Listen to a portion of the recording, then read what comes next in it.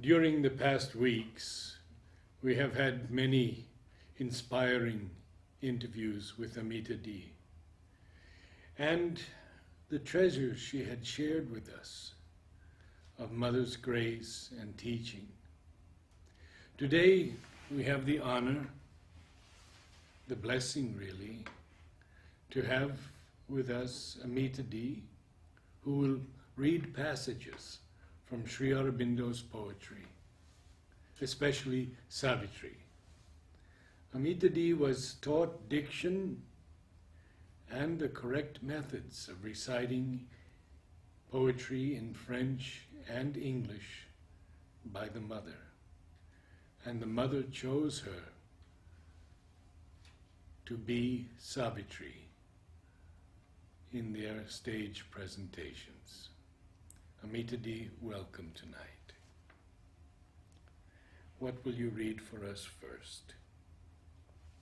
Actually, Mother came to tell me that Sri Aurobindo had chosen me for the role in 1949. And her exact sentence in French was, "Il t'a lui-même décerné pour ce rôle." He has himself chosen you for this role. And you said she came to you as she never had. Could you tell me that? Yes, I think it was very unexpected for her also. You know, she used to see me upstairs, and in the corridor, when she turned, I felt that her whole outer coat, which she used to wear over a gown, was absolutely a coat of light. You know, it was so extraordinary when she turned and said, "Arey," and then she said, "Il t'a lui-même décerné pour ce rôle."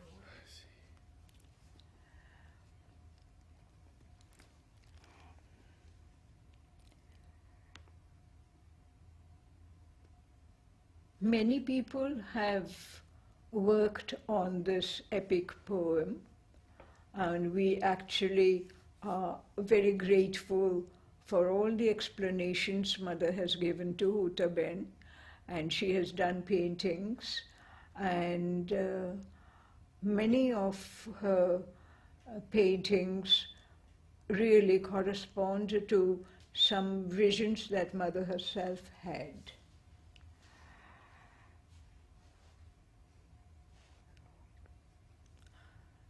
I shall begin with a few letters of Sri Aurobindo on Savitri, which give us a pointer to what we can grasp, if we can grasp, what we can receive from the poem. The first letter I shall read is this one, a very short one. Savitri is represented in the poem as an incarnation of the Divine Mother. This incarnation is supposed to have taken place in far past times when the whole thing had to be opened so as to hew the ways of immortality. We all know, far past times, it was the hour before the gods awake, across the path of the divine event, the huge foreboding mind of night, alone in her temple of eternity, lay stretched, immobile, upon silence's marge. The letter. Savitri was originally written many years ago, before the Mother came, and Sri Aurobindo Ashram was established in 1926. Originally written as a narrative poem in two parts, part 1, Earth, and part 2, Beyond, These two parts are still extant in the scheme, each of 4 books, or rather part 2 consisted of 3 books and an epilogue.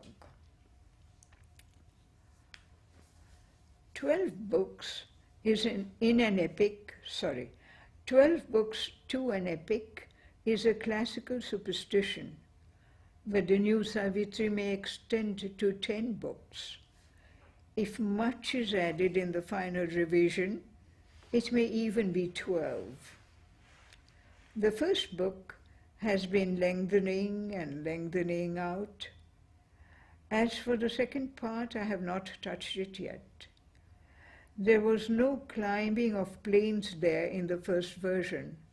Rather, Savitri moved through the worlds of night, of twilight, of day, all of course in a spiritual sense, and ended by calling down the power of the highest worlds of Satchidananda.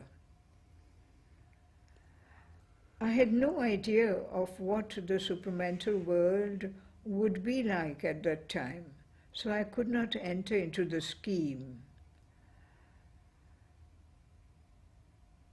As for expressing the supramental inspiration, that is a matter of the future. This was written in 1936.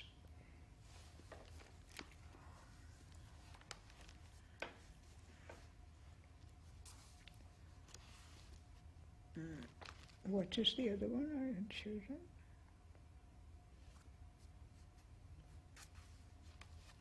I had chosen 3. I think that should be enough for letters, no?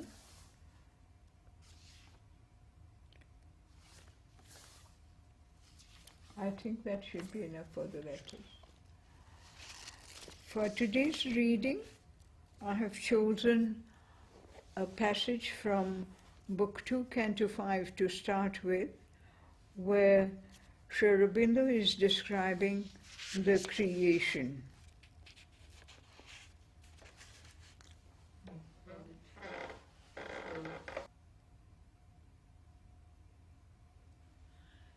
In a matrix of disintegrating force, by spending, it conserved an endless sum.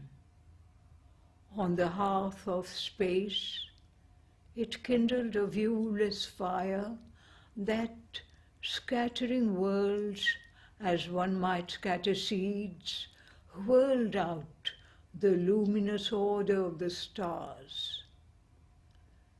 An ocean of electric energy, formlessly formed its strange wave particles, constructing by their dance this solid scheme.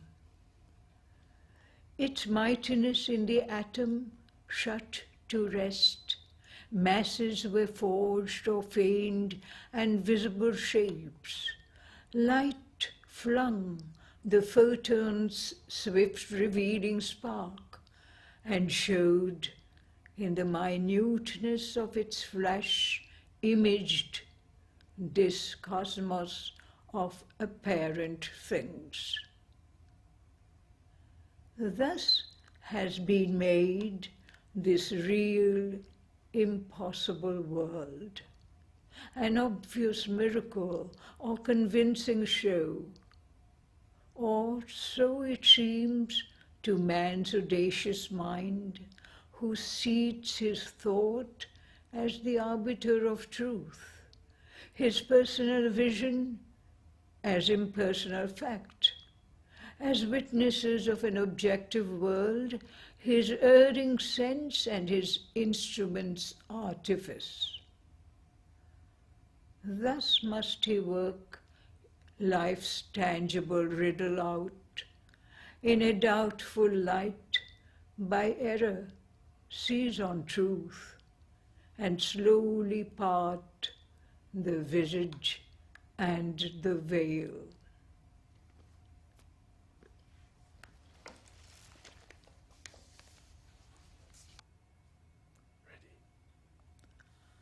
But first, the Spirit's ascent we must achieve. Out of the chasm from which our nature rose, the soul must soar sovereign above the form and climb to summits beyond mind's half-sleep. Our hearts we must inform with heavenly strength, surprise the animal with the occult God. Then, kindling the gold tongue of sacrifice, calling the powers of a bright hemisphere, we shall shed the discredit of our mortal state, make the abysm a road for heaven's descent, acquaint our depths with the supernal ray, and cleave the darkness with the mystic fire. The next few passages describe Savitri herself. The first from Book 1, Canto 1. And Savitri too awoke among these tribes that hastened to join the brilliant summoner's chant, and lured by the beauty of the apparent ways, acclaimed their portion of ephemeral joy.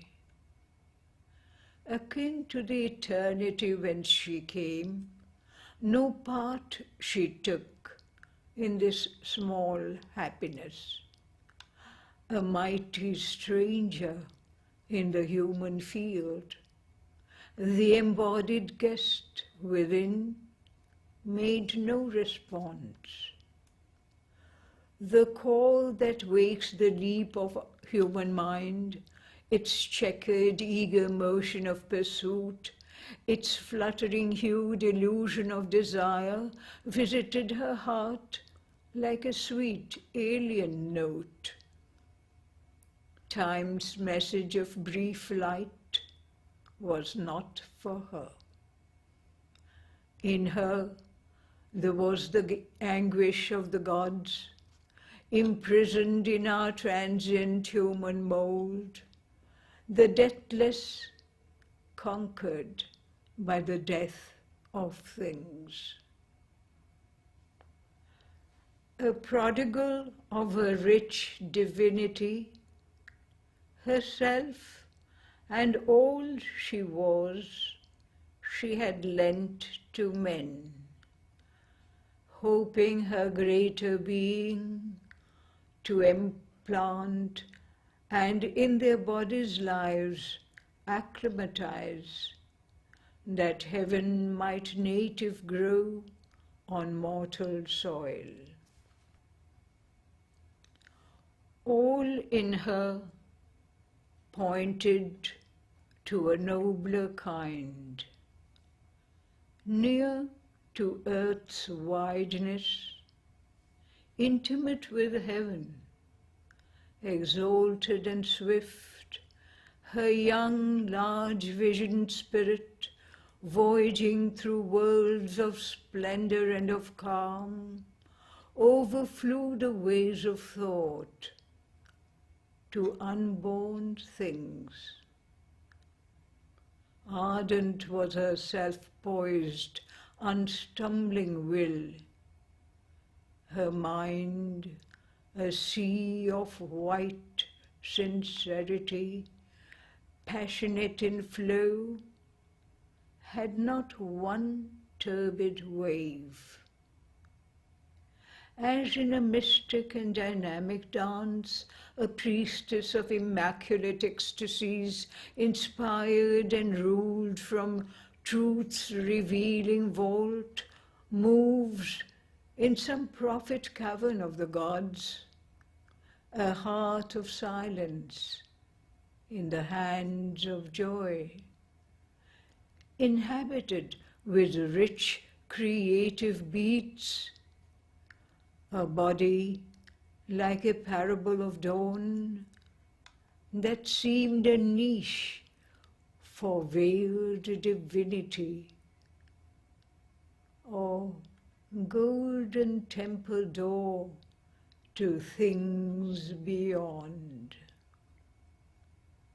Immortal rhythms swayed in her time-born steps.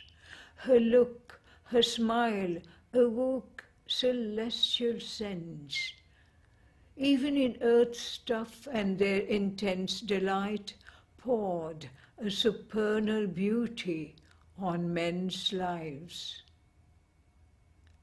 A wide self-giving was her native act, a magnanimity as of sea or sky, enveloped with its greatness all that came and gave a sense as of a greatened world. Her kindly care was a sweet, temperate sun, her high passion a blue heaven's equipoise. As might a soul fly like a hunted bird, escaping with tired wings from a world of storms, and acquire to reach like a remembered breast, in a haven of safety and splendid soft repose, one could drink life back in streams of honey fire, recover the lost habit of happiness, feel her bright nature's glorious ambience, and preen joy in her warmth and colors rule. A deep of compassion, her hushed sanctuary, her inward help unbarred, her gate in heaven. Love in her was wider than the universe. The whole world could take refuge in her single heart. The great unsatisfied Godhead here could dwell.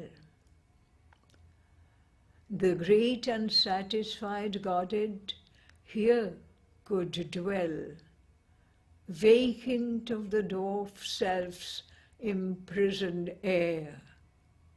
Her mood could harbor his sublime breath, spiritual, that can make all things divine.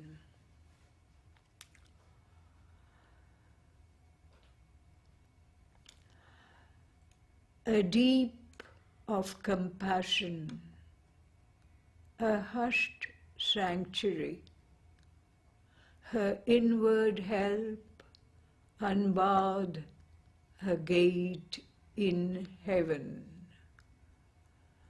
Love in her was wider than the universe.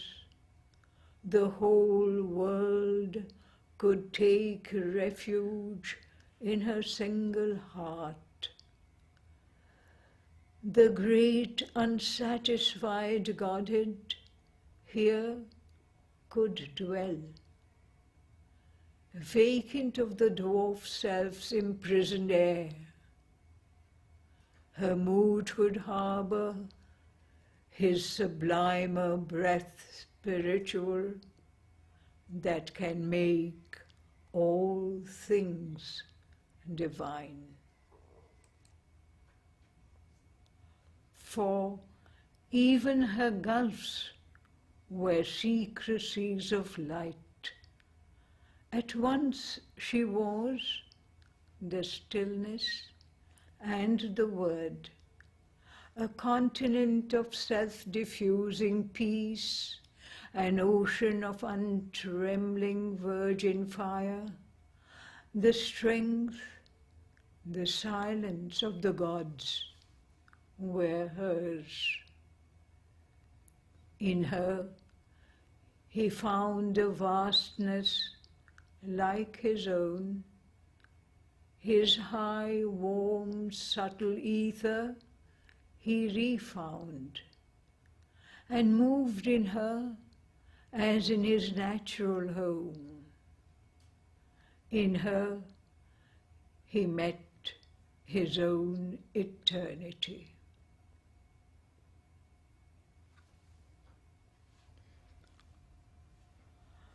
The passages that I shall read now were recited in front of the mother on the annual day of our school, and the first one was done in 1949. From Book 10, Canto 3, the selection was made by Amritoda, to whom, even when he was a little boy, young boy, and had come for the first time around, it seems Sri Aurobindo used to read out poems. And he had read out lines from Savitri to Amritoda. And these lines were chosen by him from Book 10, Canto 3, The Debate Between Love and Death. These lines were chosen by Sri Aurobindo. No, the selection was done by Amritoda. But Sri Aurobindo approved? Approved of them. He read them out to him, and Sri Aurobindo approved of it. We shall do only one dialogue, one speech of death, and the answer.